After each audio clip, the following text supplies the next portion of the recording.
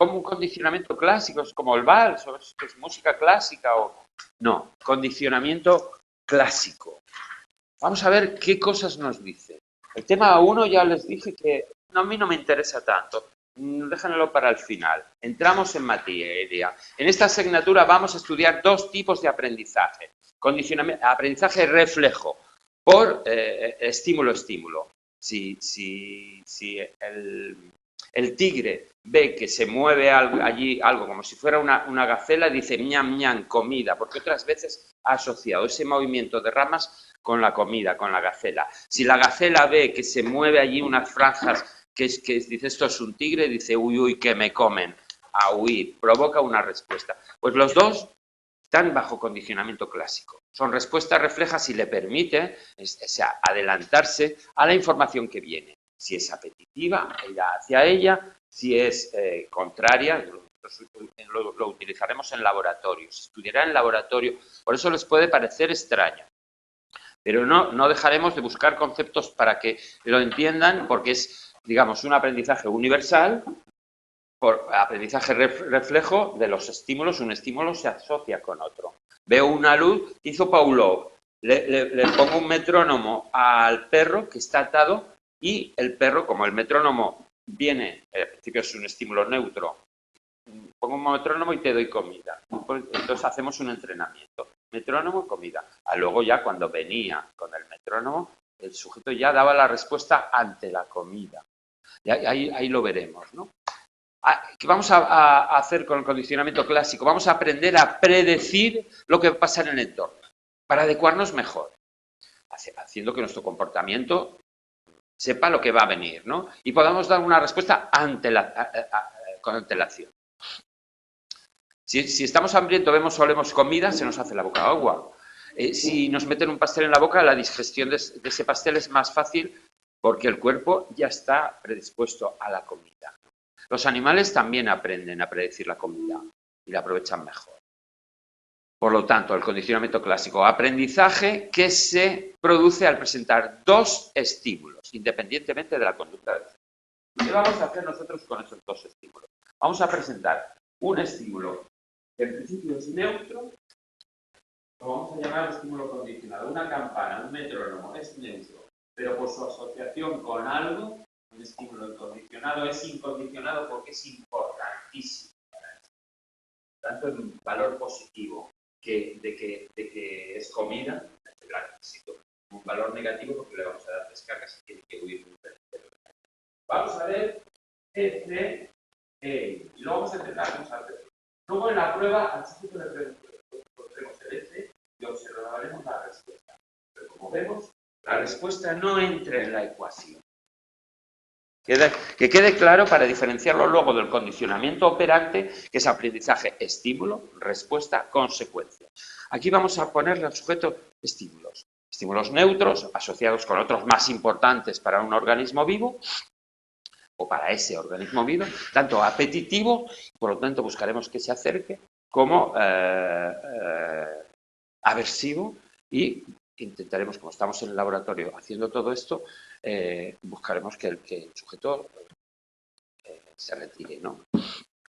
¿Cómo comenzó todo esto? Pavlov, en Rusia, en el siglo XIX, tenía un laboratorio de medicina experimental y estudiaba el funcionamiento del sistema digestivo de los perros. Pues lo aprovechó para empleó técnicas quirúrgicas perfeccionadas por él mismo para revelar el funcionamiento normal de la digestión, ¿no? Y pudo alimentar artificialmente a perros sin medir los jugos gástricos. Vale. Se dio cuenta que los perros segregaban jugos gástricos no solo con la comida en la boca, sino ante la visión de la comida, de la persona que le da de comer. Cuando viene el dueño del perro, el perro dice, comida. Claro, pues siempre le ha dado comida a esa persona, ¿no? Pues ahí tenemos, lo llamamos secreciones psíquicas. Bueno, esto es un poco de historia, para introducir el tema del condicionamiento clásico. Y el proceso digestivo, él veía que era un reflejo físico de la presencia de comida en la boca. Por lo tanto, las secreciones psíquicas, contrario a las físicas que son provocadas por la comida en la boca, al ver a alguien que te trae la comida, etcétera, pues esas psíquicas serían el resultado de un reflejo psíquico. Lo he dicho, es aprendizaje reflejo. No es condicionamiento operante, aprendizaje voluntario o por las consecuencias. Aquí no actúa la voluntad. Tú, si ves dos cosas emparejadas, una luz y no sé qué, o una persona que siempre trae, tú emparejas, va bien, va elegante, pues esa persona ya la ves elegante, etcétera. Es todos, estamos, la publicidad. ¿Por qué una marca siempre utiliza la misma música? El color, orange, naranja, no sé qué, amarillo, para que tú veas amarillo y veas eso. Eso es condicionamiento clásico. Lo saben muy bien los publicistas, ¿vale? Y lo trabajan con ello, ¿no? Pues bien, esto de los reflejos psíquicos, ¿no? ¿Cómo fue el experimento de Pavlov, ¿no? Le ponía un sonido del metrónomo, seguidamente le introducía comida en la boca al animal. Eso lo llamamos entrenamiento. Vamos a entrenar un EC con un EI. Un sonido con comida, sonido con comida.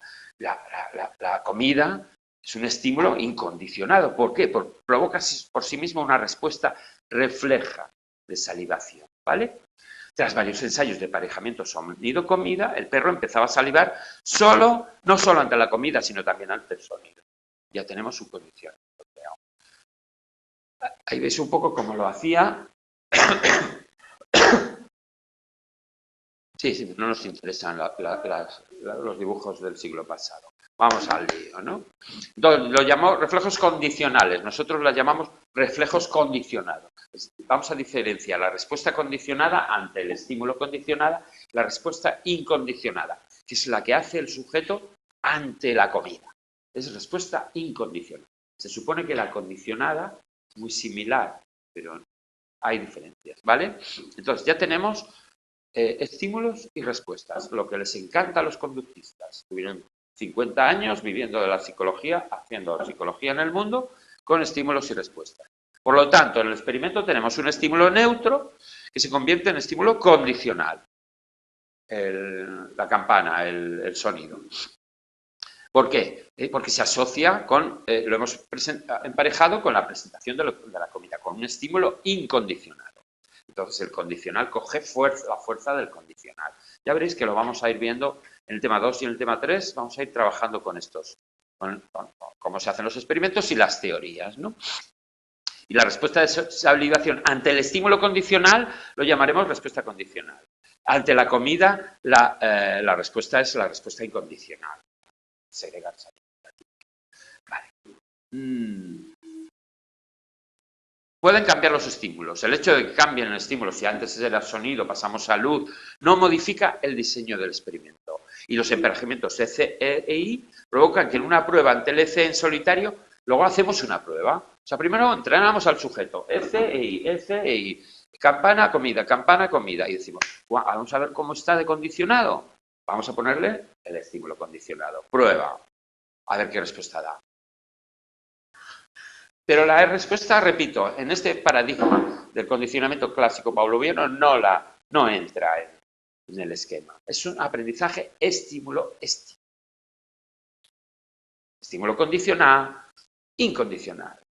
Lo asocio, como se los he entrenado juntos, él también lo va a asociar. Ahí tenemos el metrónomo, que era neutro, es un EC. Lo asocio con comida, el EI. Los dos producen respuestas condicionadas. Sí, salivación. Ahí viene a decir un poco la cosa. Seguimos.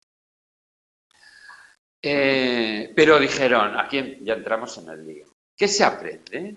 Bueno, hubo dos respuestas. En Estados Unidos, Tordicke, que decía que lo que se aprendía era una asociación estímulo-respuesta, porque ahora lo veremos en el mapa. Pero Pavlov, que es el que ganó esta discusión, digamos, ¿no? Decía que lo que se aprendía era asociar el metrónomo con la comida. Por lo tanto, estímulo. Estímulo condicionado, estímulo incondicionado.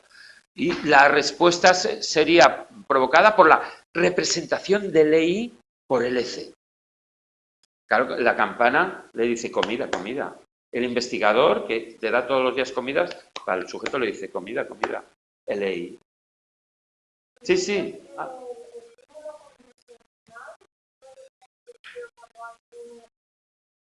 Claro, con algo que ha asociado, pues si no es un estímulo neutro. Cualquier sonido es un estímulo neutro, solo se convierte en condicionado por su asociación repetida, aunque ya veremos que a veces solo con una asociación el sujeto ya aprende que eso es bueno o eso es malo, que eso le gusta o no, ¿entiendes? Pero nosotros vamos a entrenar a los sujetos. Claro, es un estímulo sin valor orgánico para el sujeto, ni apetitivo ni aversivo. Cualquier cosa que tú asocies con un estímulo incondicionado apetitivo o aversivo, apetitivo, mi cuerpo lo necesita, aversivo, mi cuerpo no lo quiere, es como representar la comida, el depredador, o sea que hay depredadores y tienes que protegerte y hay comida y necesitas salir a buscarla. Entonces, tienes que informarte, asociar cosas, lo que os dije del tigre y la gacela. La gacela asocia a su medio ambiente para ver si, para huir de un depredador. El tigre asocia cosas de su medio ambiente para buscar comida. Pero es el mismo ejemplo. Las personas, las ratas que utilicemos, haremos un paradigma apetitivo con comida y luego haremos un paradigma aversivo porque le daremos descargas. Vale, ahí tenemos el ejemplo de esta asociación, esta discusión entre Tordicke y Pavlov. Aprendizaje R decía metrónomos, respuesta, pero Pavlov decía no, ECEI, es estímulo, asociación entre estímulos. El sujeto asocia dos estímulos, uno sin fuerza biológica y otro con fuerza biológica.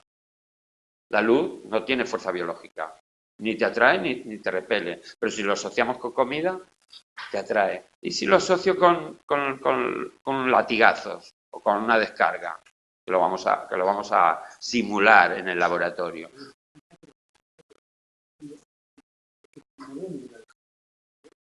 No, pero la explicación está en el aprendizaje, la diferencia está en la explicación. Pero ahora vamos a ver el experimento que hicieron para dilucidar esto. Todavía no puedes saber, porque dice, ¿cómo podemos saber cuál de aprendizaje es el verdadero, es el que está ocurriendo? Hicieron un método para poner a prueba el aprendizaje que es someter a devaluación al estímulo incondicionado. Vamos a hacer un experimento con ratas. Se condicionó el miedo a una luz. Vamos a emparejar una luz con un ruido intenso que produce miedo. Ya veréis el ejemplo del pequeño Albert, un niño, como una ratita, pero en niño, ¿no? ¿Vale? Vamos a emparejar, ahora lo veréis, y luego a uno de los grupos le vamos a hacer posteriormente una devaluación de ley, es decir, le vamos a exponer al ruido intenso. Imaginamos que si yo te pongo, te doy un estímulo aversivo varias veces, no demasiado, no te mato, ¿no? Pero es un ruido intenso, te acostumbras a él, se supone que luego te da menos. ¿No? Vale. El grupo control no recibió habituación al ruido, tenía un aprendizaje, estímulo condicionado, estímulo incondicionado. Tenemos la tabla 2 que resume estos diseños. Ya veréis, acostumbraros a este tipo de tablas que en este libro va así, ¿no? Primero, tenemos un grupo experimental y grupo control. Muy bien, en la fase 1, lo mismo para las dos. Luz, estímulo condicionado, ruido, estímulo incondicionado. Pero al grupo experimental le vamos a devaluar el ruido. Le ponemos en la fase 2 ruido. Solo el estímulo incondicionado. Resultado, ahí está. Poca respuesta condicionada el grupo experimental, buena respuesta condicionada el grupo control. Sí, la respuesta que daban del miedo. O sea, bueno, respuesta. ¿Cómo medimos el miedo? Pues se supone que la rata se aleja, ¿vale? Entonces, el grupo que recibió de evaluación del estímulo incondicionado se alejaba menos, poca respuesta condicionada. Aquí no dice que, como en el libro sí, pero dice poca respuesta, menos que el otro, la otra buena. Resultado ER, que los dos tendrían buena respuesta condicionada. Pero el primer resultado es el que salió. El siguiente, el resultado ER, la previsión que hizo Tordicke. Darán los dos buena respuesta condicionada. Y el último, el resultado E es el que dijo Pavlov.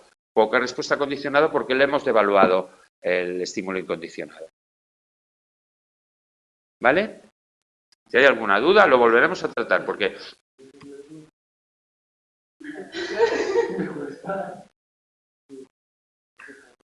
Pues mira, cuando terminemos la grabación, te entras ahí y me lo escuchas decir 50 veces, porque yo creo que no lo estoy diciendo mal, ¿no?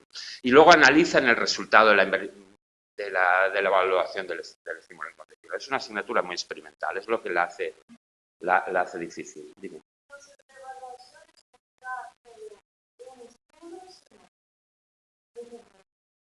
Vamos a ver, de evaluar algo, si en plan positivo, si tú a alguien que has hecho el experimento, imagínate con algo apetitivo, le devalúas el estímulo incondicionado, sería que después le daríamos solo estímulo incondicionado. Pasteles, pasteles, pasteles. Aquí lo estamos haciendo con estímulos aversivos. Estamos devaluando ese estímulo, viendo que pierda el valor aversivo. Lo mismo que con pasteles sería que pierda el valor apetitivo, porque te estoy hartando de pasteles. Aquí es que le pierda el miedo, estamos devaluando el estímulo incondicional. Sí, eso los dos grupos lo tienen igual. Pero este grupo experimental, como estamos buscando esto, vamos a hacerle esta devaluación. A ver qué diferencia hay luego en la prueba con el otro grupo, que no tiene la devaluación.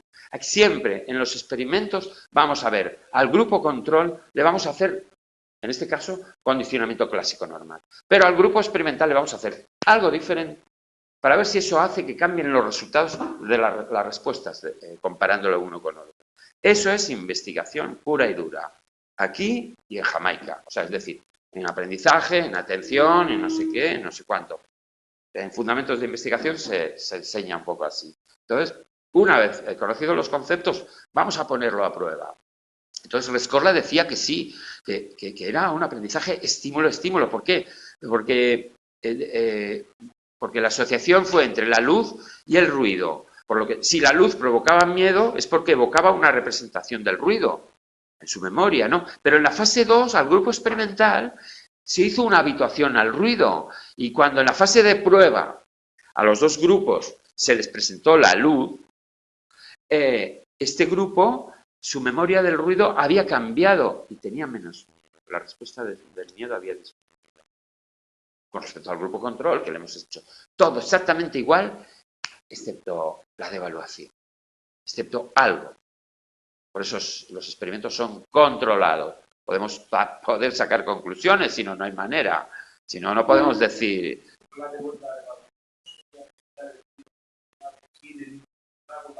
No, eso es la prueba. Las pruebas aquí en el condicionamiento clásico es presentar el estímulo condicionado. No, la devaluación es, si quiero devaluar algo aversivo, te expondré a ello. Aquí, bueno, busca una definición de devaluación. Estamos haciendo perder valor, en este caso aversivo, a algo aversivo. Si fuera apetitivo, devalúa los pasteles. Se ha hartado de pasteles. Porque está menos asociado, lo ha tenido solo y le ha dado menos miedo. Es decir, hemos un poco roto la primera asociación inicial que tiene el grupo control, porque aquí le hemos puesto exposición al ruido. A ver qué hace, le da menos miedo.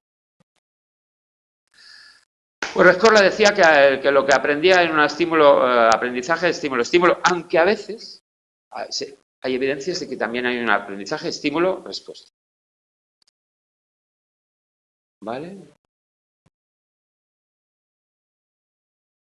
Pasamos a otro ejemplo de situaciones experimentales en el condicionamiento clásico. Watson y Reiner decían que en la infancia hay reacciones emocionales, que son miedo, ira y amor, por lo que puede existir un método simple mediante el que estas emociones y sus compuestos se podían incrementar para hablar de la complejidad de la respuesta emocional de los adultos. Y el método decían que era el condicionamiento clásico, pavloviano. Hicieron pusieron a prueba esta afirmación haciendo uno de los experimentos más famosos de la historia de la psicología. El experimento en el que condicionaron la respuesta de miedo a un niño de 9 meses, Albert. El experimento del pequeño Albert, un niño sano, ¿qué hacía? Vale. Yo me los imagino allí en su casa, a Reynolds y a allí viendo El niño Albert aquí, el del vecino este que viene por aquí por casa, vamos a hacerle el experimento. Al niño primero le presentaron diversos estímulos y observaron la respuesta que provocaban en el niño. Le presentaron una rata blanca, nada. Conejo, un perro, un mono, máscaras con sin pelo, algodón. Y ninguno de estos estímulos le provocó miedo al niño. Ninguno. No le daba miedo ninguno, ¿no? Por lo tanto, dijeron, el miedo, ¿qué es el miedo? Es un estado inferido de la conducta del sujeto por el experimentador. Y aquí lo querían operativizar, investigarlo. ¿Cómo operativizamos el miedo? Pues vamos a operativizarlo midiendo la conducta de retirada que provocaban los distintos estímulos en Albert. Ninguno de los estímulos que le habían presentado le provocaba la retirada, que el niño se fuera para atrás, ¿vale? Más bien la conducta era de manipular el muñeco, el mono, el no sé qué, el no sé cuánto, las cosas que le ponían, ¿no? También se hizo sonar una barra de acero detrás del niño, lo que le produjo sobresalto y salto. ¿Vale? Dieron un golpe a una viga que tenían allí con un martillo. Vamos, yo estoy haciendo la caricatura, ¿vale? Yo no sé si fue exactamente así, pero yo que tengo mucha imaginación, me lo imagino. ¿Qué hicieron? Vamos a hacer la fase de condicionamiento. Le presentamos como estímulo condicionado una rata blanca y cuando el niño estaba tocándola, le presentamos un martillazo en la barra de acero que el niño se quedó a cuadro. ¿Vale? Lo que hizo que el niño se alejara de la rata. Tras varios emparejamientos, rata, ruido, o sea, luego otra vez el niño le dijeron, toma, coge la ratita, guapo, anda. Clan, toma la ratita, clan. Tras varios emparejamientos, rata, ruido, el bebé se apartaba de la rata sin necesidad de la presencia del ruido. El niño había desarrollado miedo a la rata. No sabía por qué, pero la rata estaba asociada a algo que no le gustaba. ¿Correcto?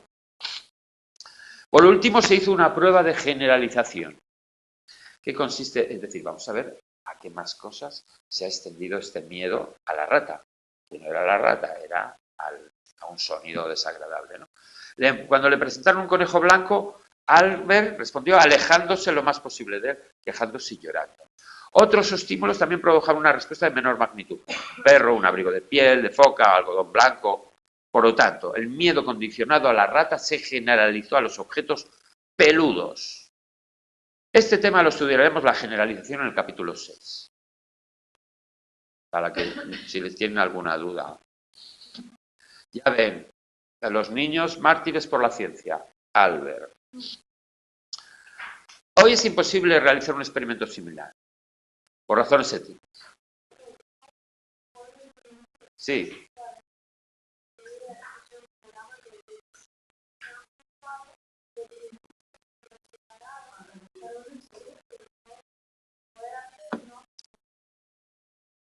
Y se conocieron los tres. La ciencia ha hecho perrerías, verdaderas perrerías, conocidas o desconocidas. Lo dejamos aquí. No vamos a entrar en los sótanos de la investigación científica, porque además se está grabando la clase y se me puede ir la lengua en un momento dado. Pero decían, bueno, no se puede hacer más experimentos así, pero hay que investigar el condicionamiento de las reacciones emocionales para conocer los mecanismos que hay debajo del fenómeno y qué tratamiento puede atenuarlas. Por lo que la investigación se realiza, o sea, esa es la presentación de lo que vamos a hacer con ratas de laboratorio. Para ello, ¿qué vamos a hacer? En vez de que el niño al ver, vamos a utilizar una rata de laboratorio, la introducimos una rata en una caja de Skinner y le presentamos o un tono o una luz como estímulos condicionados. El estímulo incondicionado aversivo es una breve descarga eléctrica administrada a través del suelo de una rejilla electrificada. Tras varios ensayos de emparejamiento F e I, la respuesta condicionada, o sea, en cuanto aparece la luz o el sonido, la respuesta condicionada de miedo es paralización de la rata. Las ratas se paralizan, no salen huyendo, están en una jaula, no pueden salir huyendo, pero se paralizan. Ya veremos que también tiene que ver con esto.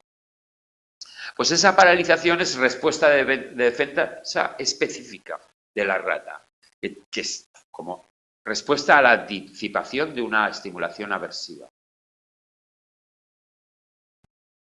Hay muchos animales que en la naturaleza se hacen los muertos ante un depredador, ¿vale? Pues bien, para medir la paralización de la rata en el laboratorio se ha desarrollado una técnica llamada respuesta emocional condicionada, supresión condicionada, que registra cómo el estímulo condicionado altera la actividad del animal. Y esto nos da una medida indirecta de la paralización. Es indirecta porque tiene que hacer otra cosa. O sea, quiero decir, no es directa, sino es indirecta, ¿no? Viendo en qué medida la rata, cuando se encuentra el estímulo condicionado, deja de hacer algo que estaba haciendo. O sea, nosotros en la REC, en la respuesta emocional, el experimento de respuesta emocional condicionada, primero tiene que haber un condicionamiento, estímulo condicionado, estímulo incondicionado, aversivo, y ahora vamos a poner a la rata en otra situación, pues una medida indirecta, que le guste y va a aparecer la luz. Estaba asociada con la descarga. Entonces, si deja de hacer algo apetitivo, es que da respuesta emocional.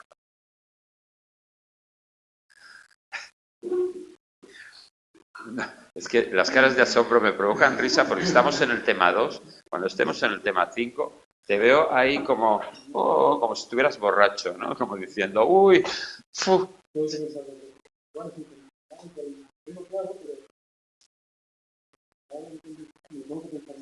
Pues aquí el procedimiento de respuesta emocional condicionada es importante. Es importante porque suele salir, hay que ver cómo, hay que entenderlo, ¿no? Vamos a ver, primero, ¿qué hacemos? Entrenamos una rata a presionar una palanca. Ya hemos hecho el condicionamiento, pero ahora vamos a enseñarle algo del condicionamiento operante. Entrenamos a una rata a presionar la palanca para darle comida. La caja de esquina. Una vez que ya la rata presiona la palanca para obtener comida en un ritmo regular, vamos a hacer la fase de condicionamiento del miedo, que es... Va a haber unos ensayos en que la presentación del estímulo condicionado, porque ya lo he asociado, ya lo he entrenado.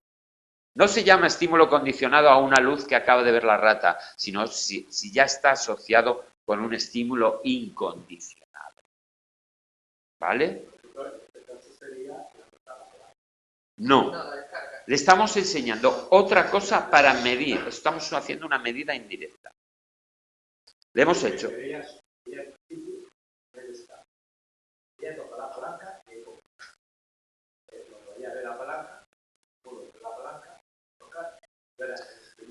Pero lo que dice aquí es que vamos a medir algo que hemos asociado antes.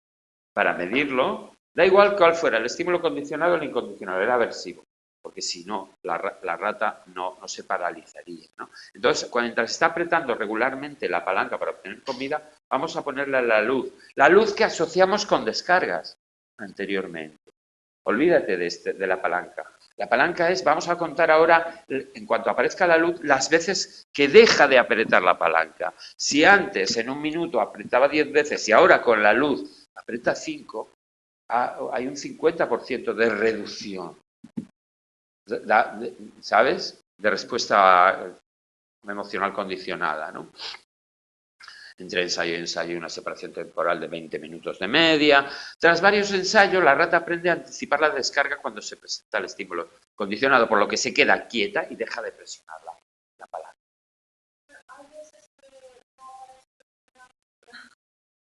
¿Perdón? Hicimos un entrenamiento primero de luz, descargas, nada de comida. Queremos comprobar ese aprendizaje. Vamos a poner al sujeto, yo soy la rata, a una palanca.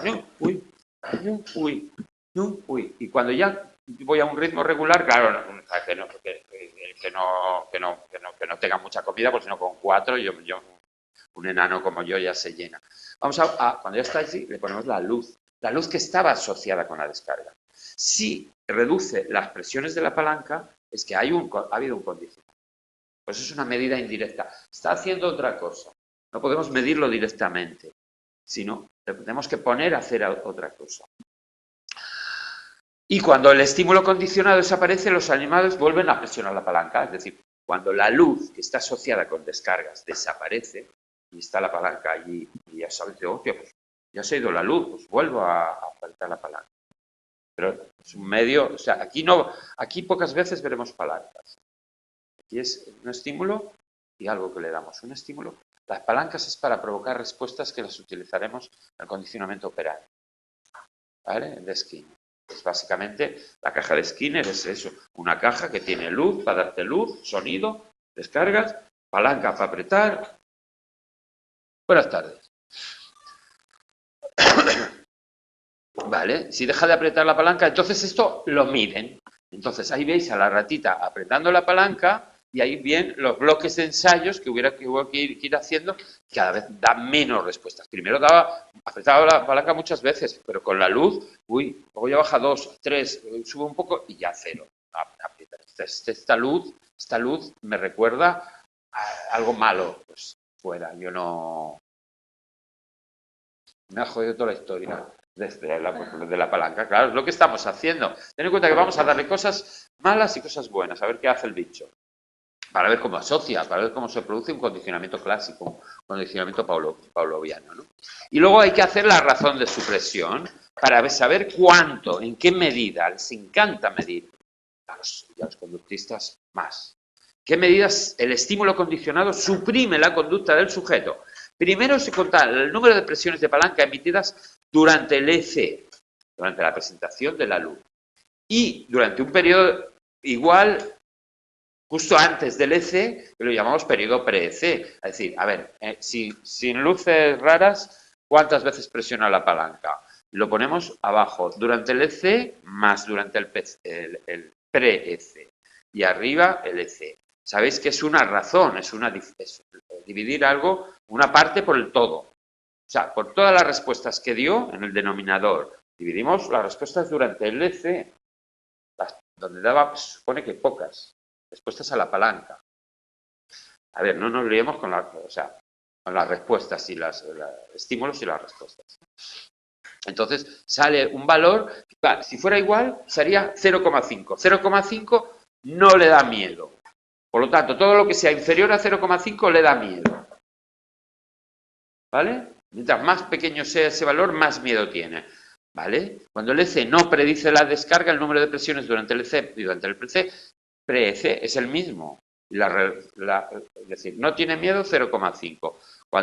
Cuanto esa división sea más abajo del todo, más miedo tiene la rata al estímulo condicionado. Eso es lo que estamos midiendo.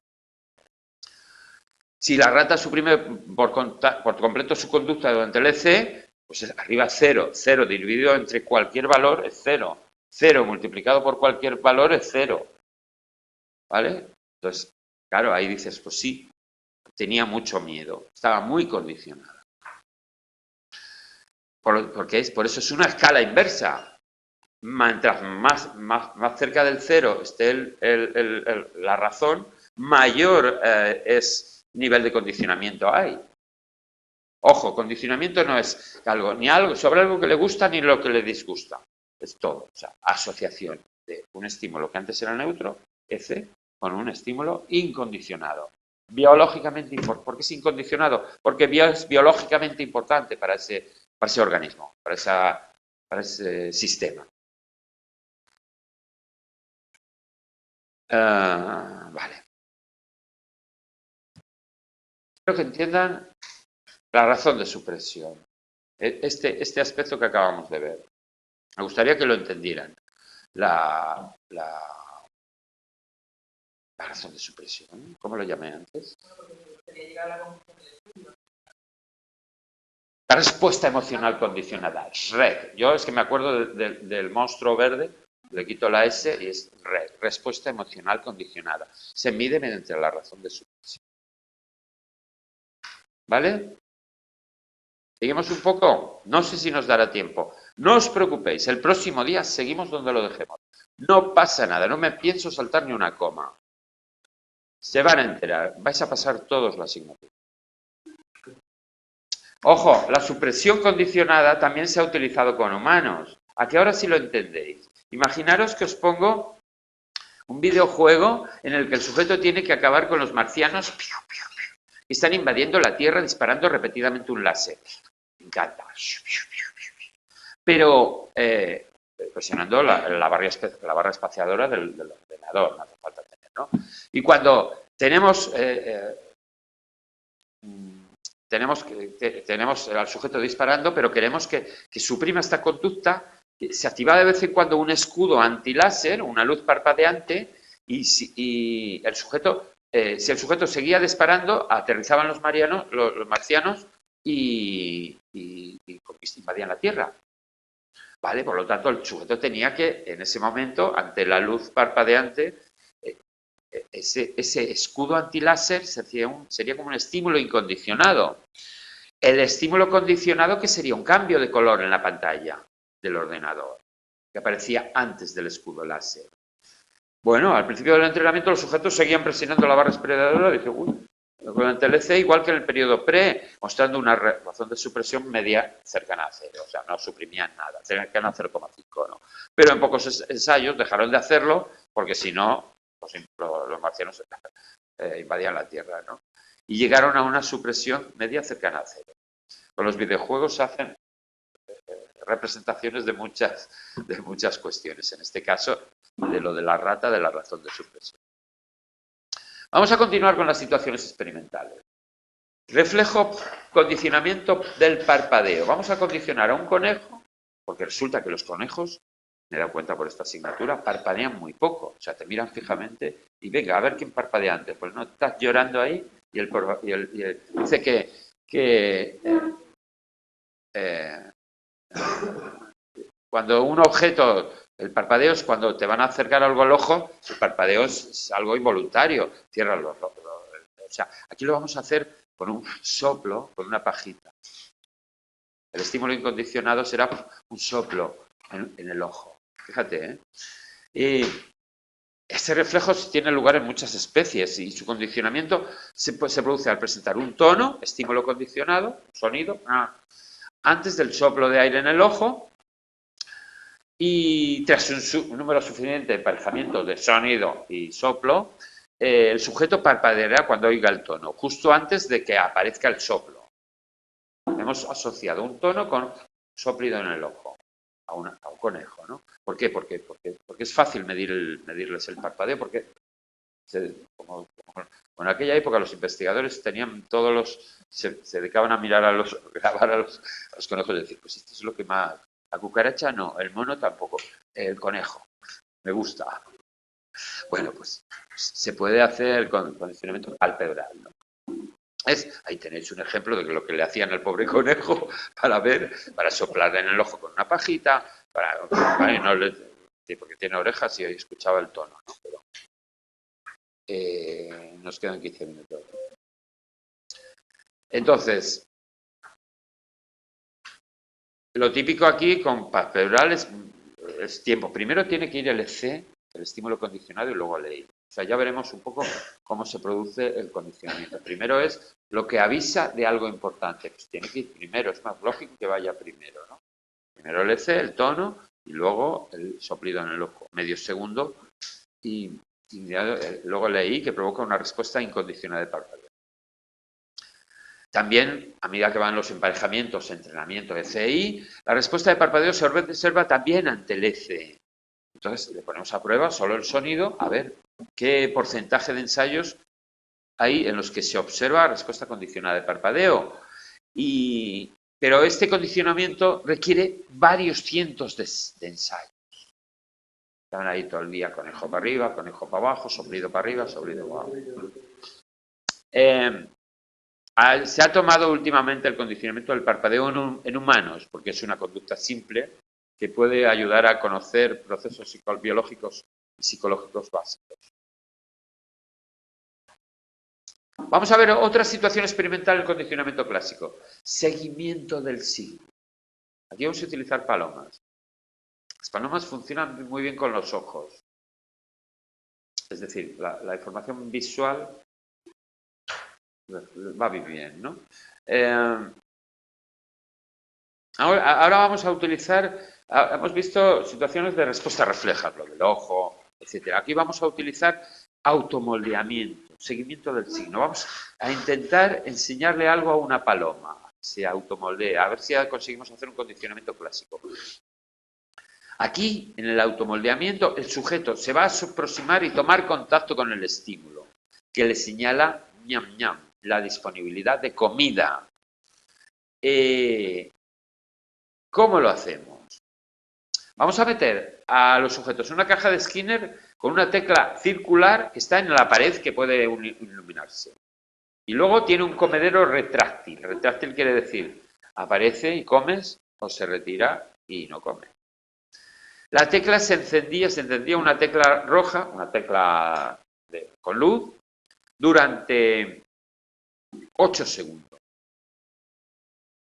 Inmediatamente antes de que se activara el comedero para comer, ¿no? Las palomas no tenían que hacer nada. El comedero se activaba después de los 8 segundos de la luz, independientemente de lo que hiciera la paloma. Es decir, ahora no estamos en el operante, vamos a poner esa regularidad a ver qué hace la paloma, ¿no? Por lo tanto, es una situación de condicionamiento clásico. Presentamos una luz y luego se abre el comedero. Luz, se abre el comedero. La respuesta que se obtiene en dicha situación, ¿qué es? Acercamiento y picoteo, no al comedero, a la luz. Aunque dicho picoteo no tiene efecto sobre la comida. Además, decía que no hacía falta ni el emparejamiento del EC con el EI, porque si el EC se presenta de manera aleatoria, uno del otro. Se comprobaron que el EC y el EI se podían presentar. Por lo tanto, la tecla iluminada es una señal o signo de la comida para que el sujeto se acerque. Otra cosa que descubrieron, el EC, la luz, tenía que tener una localización precisa. Tenía que estar en algún sitio para que se produjera el seguimiento. No lo podían ir variando. Ahí tenéis un ejemplo, una luz y abajo un comedero. Y la paloma no pasaba de la luz y se iba al comedero, no. Picoteaba, se acercaba, seguimiento del signo. Seguía lo visual. Automoldeamiento, decía, uy, esto está con esto, ¿no? Porque se encontraron el efecto incluso cuando la tecla iluminada estaba alejada del comedero. Incluso iban a tocar la tecla iluminada y cuando llegaban al comedero se había cerrado. Para eso lo hacían, vamos a jugar, vamos a ver lo que ocurre, ¿no? Que hicieron Jenkins y otros. Un experimento en una caja de Skinner más larga de lo habitual y colocaron una tecla en cada extremo de la caja y el comedero en el centro. Y en el experimento la paloma recibió ensayos de luz, comida con una luz, mientras que la otra tecla se encendía 4 segundos. No estaba relacionada con la comida. Solo había una tecla que se encendía 8 segundos y se abría el comedero.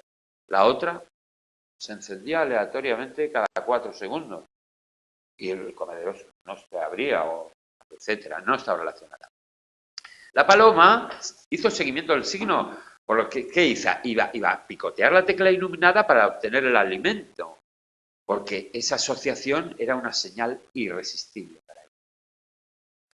En cambio, la tecla del otro extremo de la caja, que no estaba relacionada con la comida, no producía respuesta de aproximación. Hay que decir que la mayoría de los estudios de seguimiento del signo se han realizado con ratas, palomas, en pollos, codornices, peces, lagartos, cobayas, gatos, perros, monos, resus, monos, ardilla y también humanos, niños y adultos. Lo he dicho todo, ¿no? Vamos a otra situación experimental. Aprendizaje de aversión al sabor. Este se puede producir aunque solo haya un emparejamiento. Sabor, malestar. Estímulo condicionado va a ser el sabor. El incondicionado, como estamos en el laboratorio, se lo podemos dar cuando queramos. Con una descarga, pero aquí como es algo interno, va a ser un estímulo incondicionado interno. Porque ya veremos que los animales no son tontos. No va a asociar un sabor con descargas. Va a asociar un estímulo condicionado, sabor, con algo interior. Y luego, igual la descarga lo asocia con luces o algo, pero no con sabores. Que los animales no son tontos. Además es muy básico. En la naturaleza hay que aprender qué alimentos son beneficiosos y cuáles son perjudiciales. ¿Y qué mecanismo permite hacer esto? El condicionamiento clásico. Para que haya aversión al sabor, hay que hacer que un sabor nuevo debe ir seguida por un malestar gástrico, que dé náuseas. La experimentación de la aversión al sabor en laboratorio se ha realizado principalmente con ratas. ¿Qué hacemos a la rata? Le damos que hiciera una comida bebida con un sabor novedoso, y después le vamos a inyectar una droga o le vamos a dar una radiación que le produce malestar gástrico. El resultado es que el animal adquiere una aversión al sabor al que ha sido expuesto. Porque, ¿qué respuesta le produce? El sabor le produce náuseas y ella deja de consumir ese sabor. Y este aprendizaje es muy importante para la supervivencia del animal porque le ayuda a discriminar alimentos beneficiosos de los que tienen consecuencias perjudiciales para la salud, que son los que causan malestar.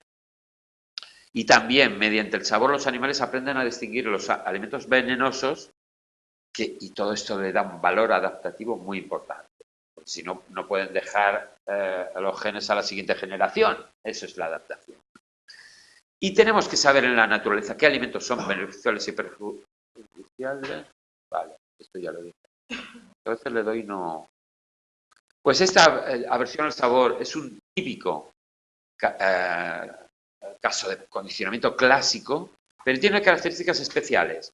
Ya veis, lo de palpebral hacían falta cientos de emparejamientos tal. Aquí no, puede llegar a adquirirse con un solo ensayo, emparejamiento sabor, malestar, eso ya no lo pruebo en la vida. Y los humanos yo creo que también tenemos ese. Tiene lugar incluso aunque transcurran horas entre que lo comí y que me empezó el dolor. Y estas son características adaptativas desde un punto de vista evolutivo. Si un animal necesitara más de un ensayo de emparejamiento para adquirir aversión al sabor, se podría envenenar. Por otro lado, muchas veces los venenos no tienen un efecto inmediato en el organismo, sino una vez que se haya hecho la digestión, horas después.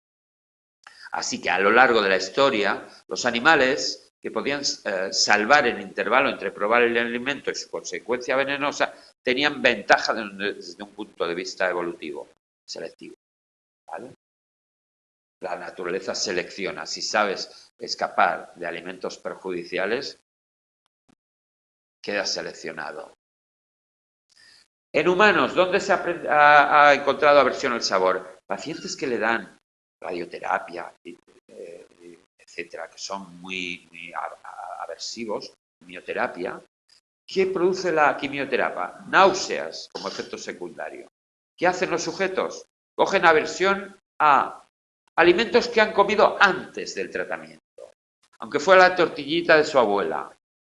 Manda narices, ¿no?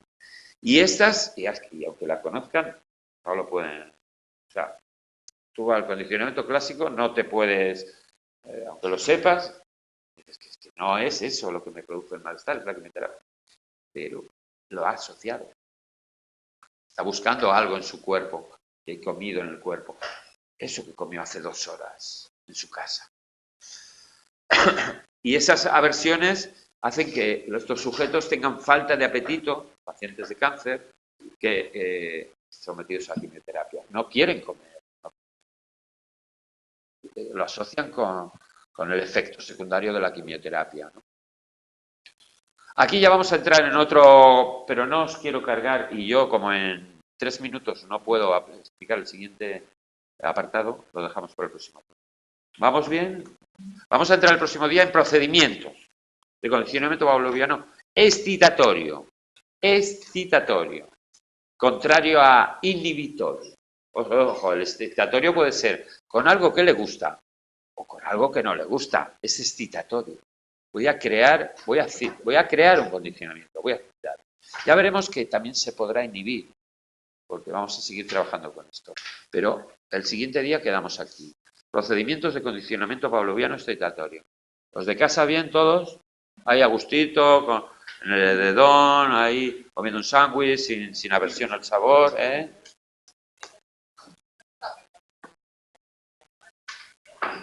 que lo asocias a...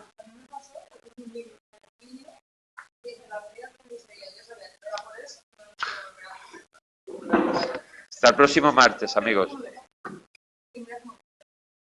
Yo lo grabé, ¿no? Sí. Ay.